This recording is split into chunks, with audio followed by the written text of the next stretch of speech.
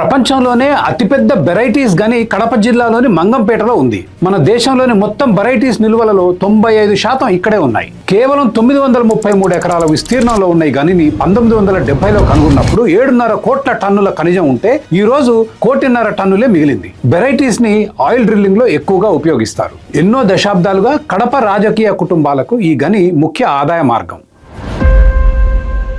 చంద్రబాబు గారు ముఖ్యమంత్రి అయిన వెంటనే వైసీపీ హయాంలో మైనింగ్ లో 20,000 కోట్ల రూపాయల స్కామ్ జరిగిందని జూలై 2024లో పవర్ పాయింట్ ప్రెజెంటేషన్ ఇచ్చారు.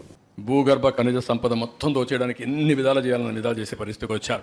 ఒకటి modus of operant for looting of mineral wealth sketches ఇచ్చారు. ఒక్క ఇల్లీగల్ శాండ్ మైనింగ్ లో మా వాళ్ళు 7,000 ఉన్నారు, కానీ ఇంకా చాలా ఉంటుంది. మరి మినరల్ సీనరేజ్ అవన్నీ కూడా మ్యానిపులేట్ చేశారు. 24 ఏ విధంగా వీళ్ళు కబ్జా చేశారు. ఎక్కడికక్కడ మైనింగ్ క్వారీ లీజెస్ ని penalising, stopping of work components, mining without lease, forest ఏరియాలో చేయడం, మొత్తం ఇది రఫ్ గా ఒక 20,000 కోట్లు ఉన్నాం, కానీ 20,000 కోట్లు కూడా ఇది తక్కువ అవుతుంది.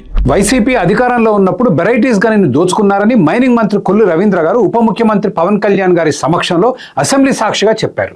గౌరవనీయులు ముఖ్యమంత్రి గారు వైట్ పేపర్ రిలీజ్ చేసి కూడా 20,000 కోట్ల రూపాయలు అవినీతి జరిగింది అధ్యక్ష. మైనింగ్ డిపార్ట్మెంట్ సంబంధించినటువంటి ఎంప్రడా అనే కంపెనీ అవకతవకలకు పాల్పడిందని, దాని మీద విజిలెన్స్ డిపార్ట్మెంట్ దర్యాప్తు జరుపుతామన్నారు. Emprada mines and minerals private limited దీనికి ఇండియన్ ఏజెంట్ గా వీళ్ళు వ్యవహరించారు అధ్యక్ష.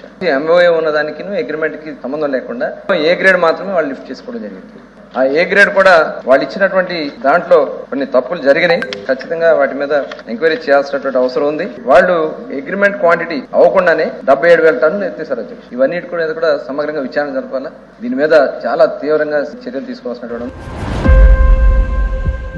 ఎంప్రడా కంపెనీ నిర్వాహకులు వైసీపీ సానుభూతి పరులన్న ఆరోపణలున్నాయి. వైసీపీ ప్రభుత్వం వైసీపీ మనుషులకు సహాయం చేయడంలో ఆశ్చర్యం ఏముంది? ఏ పార్టీ అధికారంలో ఉంటే ఆ పార్టీ వాళ్ళు తమ దాయాదులకు సహాయం చేసుకోవటం సర్వసాధారణం కదా. కానీ ఇక్కడే ఉంది తిరకాసు. ముక్కు మీద వేలేసుకొని మిగిలిన వీడియో చూడండి.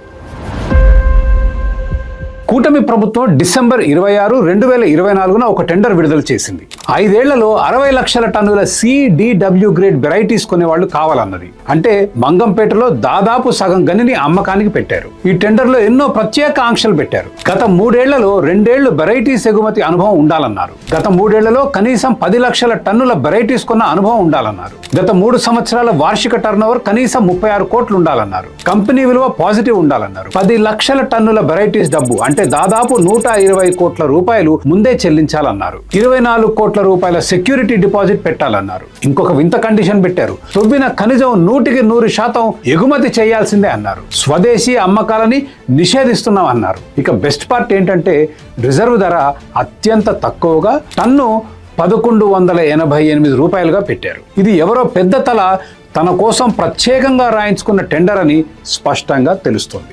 మైన్ చుట్టూ ఉన్న చిన్న వెరైటీస్ పల్వరైజింగ్ కంపెనీలు లబోదీబం అంటూ హైకోర్టుకు పరిగెత్తాయి. కోర్టు స్టే ఇచ్చింది. నెల రోజుల తర్వాత జనవరి 23, 2025 సాక్షాత్తు అడ్వకేట్ జనరల్ హైకోర్టుకు వచ్చి టీడీపీ జనసేన కూటమి ప్రభుత్వం టెండర్ ఉపసంహరించుకుంటుందని చెప్పారు. అందరూ సంబరాలు చేసుకున్నారు. కానీ అది కోర్టుని, చిన్న కంపెనీలను బురిడి కొట్టించే కుట్ర అని గుర్తించలేకపోయారు. టెండర్ క్యాన్సిల్ చేసి 24 గంటలు కూడా గడవకముందే జనవరి 24, 2025 టీడీపీ జనసేన ప్రభుత్వం కొత్త టెండర్ విడుదల చేసింది. మొదటి టెండర్లో తమ అభిమాన కంపెనీ కాకుండా వేరే 1-2 బిడ్లు వచ్చాయేమో. టెండర్ కండిషన్లను ఇంకా కఠినం చేసింది ప్రభుత్వం. పాత కండిషన్లు మార్చి సరిగ్గా ఎవరికో అతికినట్టు సరిపోయే కండిషన్లు రాశారు. ఇంతకుముందు 2 సంవత్సరాల వెరైటీస్ ఎగుమతి అనుభవాన్ని ఇప్పుడు 3 సంవత్సరాలు చేశారు. 3 ఏళ్లలో 10 లక్షల టన్నుల ఎగుమతి అనుభవం క్లాజ్ మార్చి 1 సంవత్సరంలో 7.5 లక్షల టన్నుల ఎగుమతి అనుభవం ఉండాలన్నారు. 36 కోట్ల టర్నోవర్ 12 పెరిగి 450 కోట్లయింది. ఇంకొక అత్యంత వింత కండిషన్ రాశారు. కంపెనీ విలువ గత 3 ఏళ్లలో 30% కన్నా తగ్గటానికి వీల్లేదన్నారు. ఇది ఎట్లా ఉందంటే, మా టెండర్ గెలవాలంటే మీ వయసు 42 సంవత్సరాలు ఉండాలి, మంగంపేటలో నివాసం ఉండాలి, పుట్టినరోజు జనవరి 26 ఉండాలి, పేరు రామారావు అయి ఉండాలి, ఆధార్ నెంబరు 1234 అయి ఉండాలి అన్నట్లుంది. మరి అయితే ఎవరి కోసం టీడీపీ జనసేన పెద్దలు ఇన్ని తంటాలు పడింది? వైసీపీ హయాంలో అవకతవకలకు పాల్పడిందని మంత్రి గారు చెప్పిన ఎంప్రడా అనే కంపెనీకి సహాయం చేయడానికి మొత్తం కూటమి ప్రభుత్వ యంత్రాంగం కదిలింది. కేవలం ఈ ఒక్క కంపెనీ కాంట్రాక్ట్ గెలిచే విధంగా టెండర్ రాశారు. ఇతర కంపెనీలు కోర్టుకు వెళ్లకముందే ఆగమేఘాల మీద 15 రోజుల్లో సగం గని ఎంప్రడాకి ఒప్పజెప్పే కార్యక్రమం పూర్తి చేశారు. ప్రభుత్వ రిజర్వ్ రేటు టన్ను 1188 రూపాయలు పెడితే సరిగ్గా 10 రూపాయలు అదనంగా వేసి టెండర్ గెలుచుకుంది ఎంప్రడా. పోటీలో మనం తప్ప ఎవరు ఉండరనే గ్యారెంటీ ఉంటే అధిక రేటు ఎందుకు వేస్తారు? వైసీపీ హయాంలో అవినీతి అన్నారు, విజిలెన్స్ దర్యాప్తు చేయిస్తామన్నారు, 20,000 కోట్ల మైనింగ్ స్కామ్ నిగ్గు తేలుస్తామని జనాల చెవుల్లో పువ్వులు పెట్టి మళ్ళీ అదే కంపెనీకి సగం మైన్ రాసిచ్చేసింది టీడీపీ జనసేన ప్రభుత్వం. మరి మంగంపేట చుట్టూ ఉన్న చిన్న కంపెనీలు ఏం చేశాయి? మరి హైకోర్టు ఏం చేయాలి? అడ్వకేట్ జనరల్ని పిలిచి దుమ్ము దులపాలి కదా. కోర్టుతో గేమ్స్ ఆడతారా అని నిలదీయాలి కదా. 23 తారీఖున టెండర్ క్యాన్సిల్ అని కోర్టుకు చెప్పి 24న కొత్త టెండర్ విడుదల చేసి మీకు నచ్చిన కంపెనీకి సగం కానీ రాసిచ్చేస్తారా, అది కూడా కారు చౌక ధరకి అని చెడామడా ప్రభుత్వాన్ని వాయించి అవతల పారేయాలి కదా. మిగిలిన కంపెనీలన్నీ ఏం కావాలి, అడుక్కు తినాలా అని నిలదీయాలి కదా కోర్టు. అబ్బే, మన న్యాయ వ్యవస్థ గుడ్డిది. ఈసారి స్టే కూడా ఇవ్వలేదు. ఎంప్రడా రాత్రికి రాత్రి 120 కోట్ల అడ్వాన్స్ కట్టేసింది కాబట్టి స్టే కుదరదన్నారు. సరే, స్టే ఇవ్వలేదు, మరి తీర్పన్నా తొందరగా ఇస్తారా? అబ్బే, ఈ రోజుకి వాయిదాల పర్వం కొనసాగుతోంది. సందట్లో సడేమియా ఎంప్రడా టన్ను 1198 రూపాయల కారు చవక ధరకు లక్షల టన్నుల వెరైటీస్ తన్నుకుపోతుంది.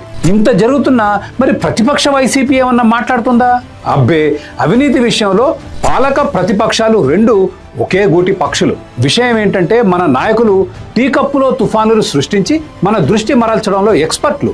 బ్రిడ్జ్ ఆట స్పోర్ట్స్ కాదు, పేకాటను ఒక ఆయన పేలితే దానికి ముఖ్యమంత్రి స్పందించడం, అంబటి బూతుల పర్వం, ఆ తర్వాత వారం రోజుల డ్రామా, జగన్ మావిగన్ అంటే అదొక వారం రోజుల డ్రామా, పిల్లల్ని కంటే డబ్బులు ఇస్తామంటే చొక్కాలు చింపుకొని డిబేట్లు, వీటికి తోడు ఉప ముఖ్యమంత్రి గారి ప్రాయశ్చిత్త దీక్షలు, కాపులకు వార్నింగ్లు, ఇటువంటి సోది కాంట్రవర్సీ సృష్టించి ప్రజల దృష్టి మరల్చి మైనింగ్లో, రెవెన్యూలో, విద్యుత్లో, ఇరిగేషన్లో, లిక్కర్లో భారీ అవినీతికి పాల్పడుతున్నారు మన నాయకులు. క్షమించాలి, మన వెరైటీస్ కదా ఇక్కడతో అయిపోయింది అనుకుంటున్నారా?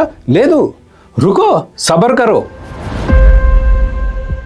మొదటి టెండర్ మీద స్టే, రెండవ టెండర్ ద్వారా రాత్రికి రాత్రి సగం గనిని కారు చౌకకు రాసిచ్చేసింది మన మంచి ప్రభుత్వం. ఇక ఈ సంవత్సరం జనవరి 14, 2026న ఏపీఎండిసి ఇంకొక వెరైటీస్ టెండర్ విడుదల చేసింది. ఈ టెండర్లో పేర్కొన్న CDW గ్రేడ్ వెరైటీస్ రిజర్వ్ ధర ఎంతో గెస్ చేయగలరా? టన్ను 1680 రూపాయలు. మీరు సరిగ్గానే విన్నారు, 1680 రూపాయలు. అంటే ఎంప్రడా కంపెనీకి 5 ఏళ్ల పాటు ధర పెంచకుండా 1198 రూపాయలకు అమ్ముతూ మిగిలిన వ్యాపారస్తులు అదే CDW వెరైటీస్ ఖనిజాన్ని టన్ను కనీసం 1680 రూపాయలు వెచ్చించుకోనమని చెబుతుంది ప్రస్తుత వైసీపీ 2.0 ప్రభుత్వం. ఇంతకన్నా బరితెగింపు ఇంకొకటి ఉంటుందా? పాత రోజుల్లో ప్రజాధనం దోచుకున్నా కాస్త చాటుగా దోచుకునేవాళ్ళు, ఇప్పుడు అసలు నిర్లజ్జగా బాహాటంగా దోచుకుంటున్నారు. కథ క్లైమాక్స్కి వచ్చింది. మీరు ఓపిక పడితే ఇంకొక చివరి ట్విస్ట్ ఇచ్చి ముగిస్తాను. రేర్ మినరల్ అయిన వెరైటీస్ మొత్తం అంట నాకేస్తున్నారు, వీటి ఎగుమతులను నియంత్రించండి అని పత్రికలు కథనాలు రాస్తే పౌర సంఘాలు కేంద్రం మీద ఒత్తిడి తెచ్చాయి. కేంద్ర ప్రభుత్వం స్పందించి వెరైటీస్ ఎగుమతులను నియంత్రిస్తూ గెజెట్ నోటిఫికేషన్ జారీ చేసింది. అయ్యో, మన మంచి ప్రభుత్వం సగం వెరైటీస్ గని ఒకటే కంపెనీకి రాసిచ్చింది. ఆ కంపెనీ 120 కోట్ల రూపాయలు ప్రభుత్వానికి అడ్వాన్స్ ఇచ్చింది. ఆ వెరైటీస్ ఖనిజాన్ని 100% ఎగుమతి చేస్తామని ఒప్పుకుంది. మరి ఇప్పుడు కేంద్రం ఎగుమతులు ఆపితే ఎట్లా? రుకో, సబర్ కరో.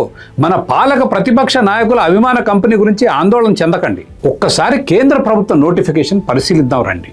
గ్రేడ్ ఏ వెరైటీస్ ఎగుమతి గతంలో ఫ్రీ కేటగిరీలో ఉండేది, మరి ఇప్పుడు రెస్ట్రిక్టెడ్. గ్రేడ్ బి గతంలో ఫ్రీ కేటగిరీలో ఉండేది, మరి ఇప్పుడు రెస్ట్రిక్టెడ్. ఇక చివరిగా ఎంప్రడాకి ఇచ్చిన CDW గ్రేడ్ ఖనిజం గతంలో ఫ్రీ, మరి ఇప్పుడు ఫ్రీ ఫ్రీ ఫ్రీ. అంటే అత్యధిక క్వాంటిటీ వచ్చే CDW గ్రేడ్ వెరైటీస్ ఖనిజం ఎగుమతుల మీద ఎటువంటి ఆంక్షలు లేవు. పత్రికలు వెరైటీస్ ఎగుమతులను కేంద్రం నియంత్రించింది అని రాశాయి. గెజెట్ లోపలెక్కడో దాగి ఉన్న ఫైన్ ప్రింట్ ఎవరూ చదవరన్న గట్టి నమ్మకం మన పాలకులకి. ఇందు మూలంగా మనకు తెలిసిందేంటంటే, ప్రజలారా, మనమంతా గొర్రెలం, పాలకుల ఆటలో పావులం, వాళ్ళు చెప్పినట్లు ఆడే తోలు బొమ్మలం. వాళ్ళ మీడియా సంస్థలు, పత్రికలు, సోషల్ మీడియా ఛానళ్లు మన దృష్టి మావిగన్లు, బ్రిడ్జ్, భూతు పురాణాలు, 4 పిల్లలు, ప్రాయశ్చిత్త దీక్షలు, కుల వైరాల మీద ఉండే విధంగా చూస్తాయి. మీరు వీటిలో లీనమై ఉంటే వాళ్ళు దోపిడీలో నిమగ్నమై ఉంటారు. వెరైటీస్ కథ ఇక్కడితో ముగిసింది. కావాలంటే ఇక్కడ నుంచి మీరు వీడియో చూడటం ఆపేయవచ్చు. నా సిద్ధాంతాల పట్ల ఆసక్తి గల వాళ్ళకి 2 అంశాల మీద వివరణ ఇస్తాను. మొదటిది, ప్రభుత్వంలో జరుగుతున్న అవినీతికి చాలా మంది కంపెనీలను తప్పుపడుతుంటారు, కానీ నేను ప్రభుత్వాన్ని తప్పుపడతాను. కంపెనీలు ప్రజలతో ఎటువంటి ఒప్పందం చేసుకోలేదు. కానీ మన నాయకులు ఎన్నికలకు ముందు ప్రజా సంక్షేమం కోసం పాటుపడతామని ఓట్లేయించుకున్నారు. ఎన్నికైన తర్వాత కాంట్రాక్టులలో, ప్రభుత్వ ఆస్తుల అమ్మకాలలో, కమిషన్లకు అమ్ముడుపోతున్నారు. ప్రజలకి వాగ్దానాలు చేసి ఉల్లంఘించింది పాలకులు, వ్యాపారస్తులు కాదు.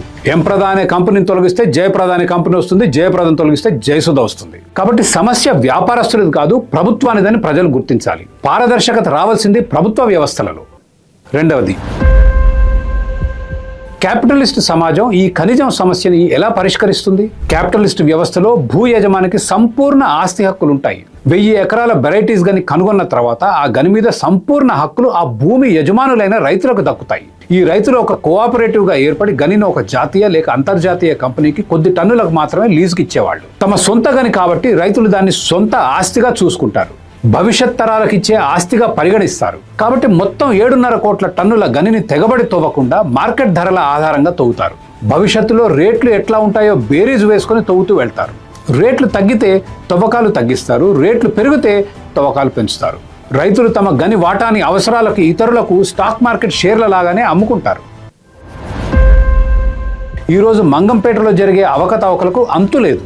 నాసిరకం గ్రేడు వెరైటీస్ అని చెప్పి అత్యున్నత గ్రేడు ఖనిజాన్ని అధికారులకి లంచాలు ఇచ్చి తీసుకుపోతున్నారు కాంట్రాక్టర్లు.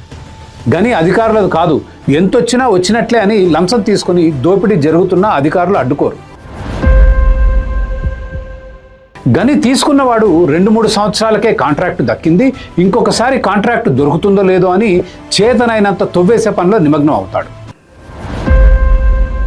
ప్రభుత్వాలు కూడా అంతే, దీపం ఉండగానే ఇల్లు చక్కబెట్టుకోవాలి. వచ్చే ఎన్నికల్లో అధికారంలోకి వస్తామో రామో, వీలైనంత అమ్మి కమిషన్లు తీసుకోవాలనే ధోరణిలోనే ఉంటారు. అందుకే 7.5 కోట్ల టన్నుల్లో కేవలం 1.5 కోటి టన్నుల వెరైటీసే మిగిలింది.